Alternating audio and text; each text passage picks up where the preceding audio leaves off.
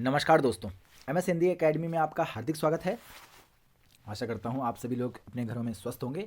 और आज का जो हमारा वीडियो है वो भारतीय राष्ट्रपति के जो चुनाव होता है, जो इलेक्शन ऑफ प्रेसिडेंट होता है, उसमें जो विधायक होते हैं या जो MP जो वोट देते हैं, ठीक है, उनके मतों का मूल्य वैल्यू ऑफ वोट कैसे निकाला जाता है वो आज हम सीखने वाले हैं। ठीक है, तो वीडियो बहुत ही खास होने वाला है, वीडियो में आप बने रहिएगा लास्ट तक। और उससे पहले हम कुछ बातें हैं जो वो जान लेते हैं, जैसे कि जो वोट होता है, जो चुनाव होता है राष्ट्रपति का, वो अप्रत्यक्ष चुनाव यानी कि इनडायरेक्ट इलेक्शन होता है, इनडायरेक्ट मेथड के तौर पर होता है। अप्रत्यक्ष चुनाव क्या होता है? तो अप्रत्यक्ष चुनाव की वह प्रणाली है जिसमें हम प्रत्यक्ष रूप से सीधे तौर पर मतदान नहीं करते, बल्कि हम किसी व्यक्ति को किसी चुने हुए प्रतिनिधि के माध्यम से चुनाव करते हैं, चुनते हैं। जैसे कि भारत में राष्ट्रपति का या उपराष्ट्रपति का या फिर राज्यसभा के जो इलेक्शन होते हैं वो कैसे होते हैं? हमने MP को या MLA को चुना है और वो फिर जाकर आगे के चुनाव में भाग लेते हैं। तो यानी कि इनडायरेक्ट तौर पर, अप्रत्यक्ष रूप से हमने ही उन्हें चुना है, लेकिन सीधे तौर पर प्रत्यक्ष रूप से नहीं चुना है। प्रत्यक्ष रूप कौन सा है? जैसे कि प्रधानमंत्री के चुनाव में होता है, हम MP को चुनते हैं। विधानसभा के चुनाव में जैसे हम मुख्यमंत्री को चुनते हैं विधायक के द्वारा, तो हम विधायक को चुनते हैं और वो फिर अपने दल का नेता मुख्यमंत्री या प्रधानमंत्री के रूप में चुनते हैं। तो यह है अप्रत्यक्ष इलेक्शन यानी कि अप्रत्यक्ष चुनाव, इनडायरेक्ट मेथड। अब बात कर लेते हैं निर्वाचक मंडल क्या होता है। तो निर्वाचक मंडल यानी कि इलेक्टोरल कॉलेज, ये क्या है?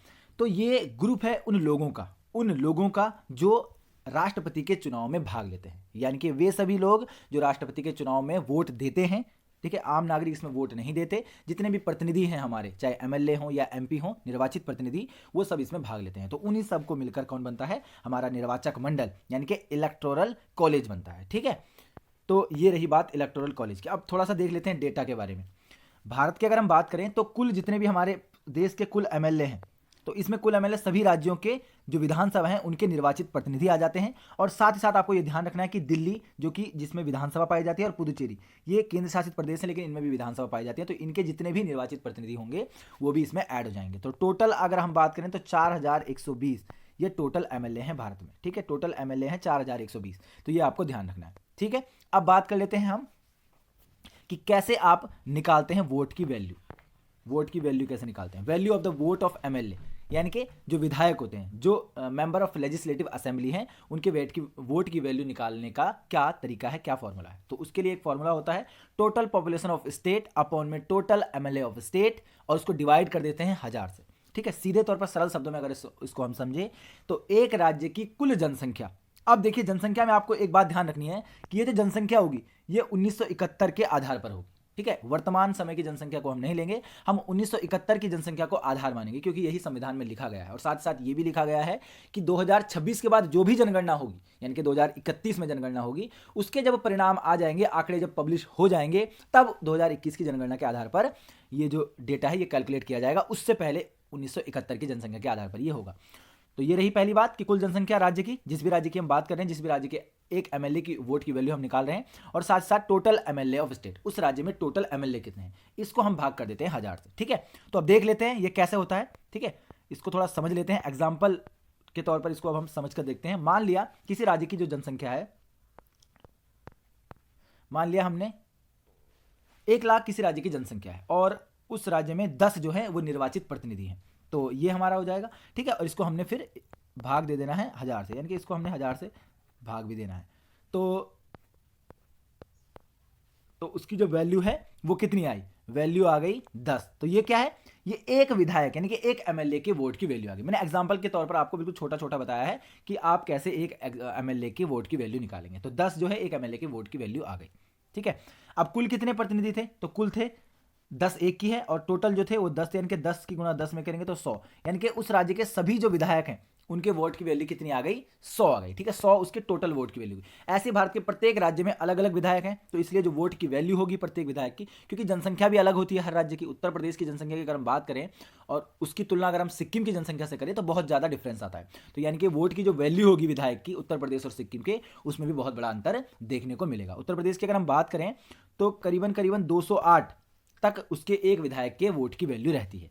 ठीक है, जबकि जो सिक्किम है उसकी बहुत ही ज़्यादा कम वैल्यू इसमें रहती है, करीबन 7 तक भी ये रहती है। तो देखिए कितना ज़्यादा डिफरेंस है।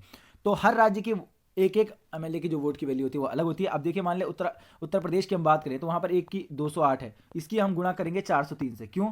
क्योंकि 403 वहाँ पर विधायक है, ठीक है, निर्वाचित प्रतिनिधि 403 है। तो इसको जब हम निकालेंगे तो टोटल वहाँ की आ जाएगी। इसी तरह सारे राज्यों की निकालकर उसे हम कैलकुलेट कर लेते हैं। तो जैसे कि अभी मैंने आपको पहले बताया था 4120 ये टोटल एमएलए हैं पूरे भारत में। तो इन सभी की जो वैल्यू निकल कर आएगी वो निकल कर आती है 5,49,474। ये आपको ध्यान रखना है। टोटल सभी विधायकों की जो भारत के सभी राज्यों के सभी एमएलए निर्वाचित की वैल्यू कितनी आती है 5,49,474।